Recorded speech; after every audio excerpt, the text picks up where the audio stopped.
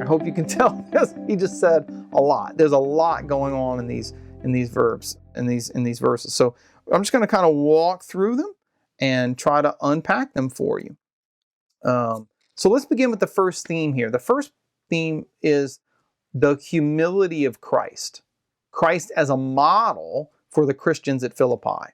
So, you notice the first point Paul says here is, do everything in humility. The Greek word there, tapeno frosune, that's a long one, literally means lowliness. So something is tapeno, it's low, okay? So the Latin writers will say the same thing about the word humility. It means to be close to the ground, right? So humility, lowliness is the opening theme that Paul gives to the Philippians before he gets into the hymn itself, before he starts talking about Christ.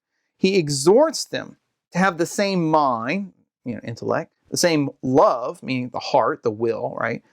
To be in full accord of one mind and to do nothing from selfishness or conceit, but in humility to count others better than themselves, right? To look not to their own interests, but to the interests of others. So what he's trying to tell the Philippians is, before he gets into the hymn about Christ himself, is that first, as a Christian, you need to learn to cultivate the virtue of lowliness, of humility. And what does that virtue entail? Well, first it entails counting others better than yourselves. Now, that's a fascinating thing. Most of us are naturally inclined to think of ourselves as better than others. Like pride is all about a kind of disordered self-love by which we exalt ourselves over others, right? We think ourselves better than others. We put ourselves first, right? I'm first, number one. I'm number one. Paul's saying, no. To the contrary, count others better than yourselves and don't look to your own interests, but look out for the interests of others. So instead of being self-focused and rooted in self-love, humility is focused on the other, and it's rooted in love of God and love of neighbor. So Paul's trying to cultivate a virtue here of humility, and he grounds that virtue that he's teaching to the Philippians in the imitation of Christ. So he's going to say, the reason you Christians need to exercise humility is because that's what Christ did. The reason you want to think of others before you think of yourself is because that's what Christ did. That was the mind of Christ. The reason you want to look out for the interests of others over your interests is because that's how Christ lived, right? That was the heart of Christ. So in the Greek, you can actually see this, that Paul is using the same words to describe the Philippians that he uses to describe Jesus. So for example, he says first that the Philippians are to do everything in humility, tapeno phrosyne, I just mentioned that. Well, in the verses we're going to see in a second, what's Jesus going to do? He humbles himself.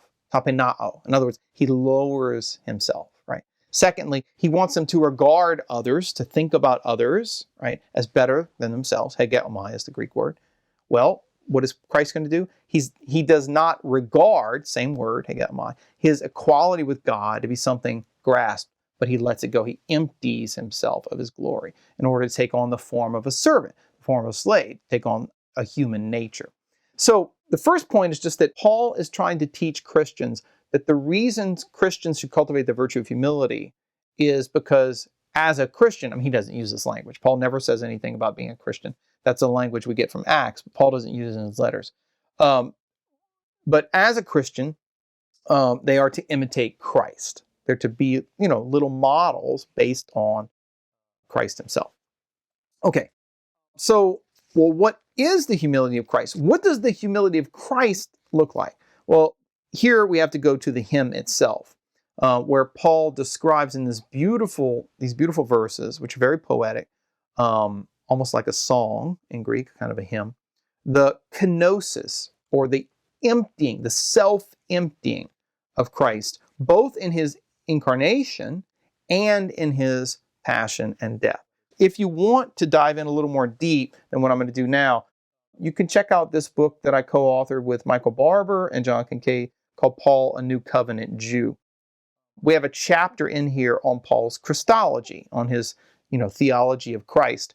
And a lot of that chapter is actually focused on Philippians chapter 2 and the whole issue of how Paul understands the humanity of Christ as well as the divinity of Christ. So that's the place you can go if you want to dive in more deeply. But for our purposes here, I just want to make a few brief points. So let's back up and walk through the hymn slowly. First, he says, Christ Jesus, though he was in the form of God, did not count equality with God a thing to be grasped, but emptied himself. Pause there. The first point we want to look at here is, what does it mean to be in the form of God? Well, the Greek word for form, morphe, it literally means an outward appearance.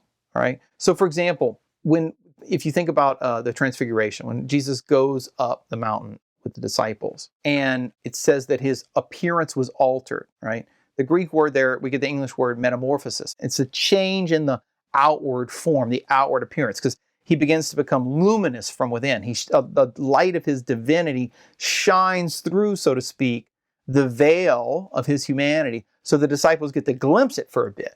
So Paul says here is that originally Christ is in the form of God and he possesses equality with God, right? So this would obviously be before the incarnation. This is the pre-existent state of the eternal divine Son. And it's really important to see here that Paul talks about the equality with God. So in Philippians 2, Paul is teaching the co-equality of the Father and the Son, right? So God, whenever Paul says God, he usually means God the Father. It's implied. And when he talks about the Son, obviously he's going to talk about Christ, but he's saying that they are equal, right? So Christ has the form of God, but he doesn't count his equality with God the Father something to be grasped at or held onto, but instead he empties himself and he takes the form, the same word, of a servant. Now the Greek word here for servant, it can also be translated as slave, right? So it's a very lowly status. So he goes from being in the form of God to taking on the form of a servant or the form of a slave. Well, when does he do that? Well, it's in the incarnation, because it says being born in the likeness of men. So Paul doesn't use the language of incarnation. That's from the Gospel of John. We get that from John chapter 1, where John says, in the beginning was the Word, and the Word was with God, and the Word was God, down to verse 14, and the Word became flesh and dwelt among us, right? So incarnation means to take on flesh. Paul doesn't use that language, but he's describing the same reality here in the kenosis hymn. So he describes what we would call the incarnation based on John's language, with the language of self-emptying, right? Taking on the form of a human, right? So he has the form of God, he's equal with God, but now he assumes a human nature and is found in a human form. And the distance between being in the form of God and being in the form of a human is literally infinite, because God is infinitely above, right, human creatures.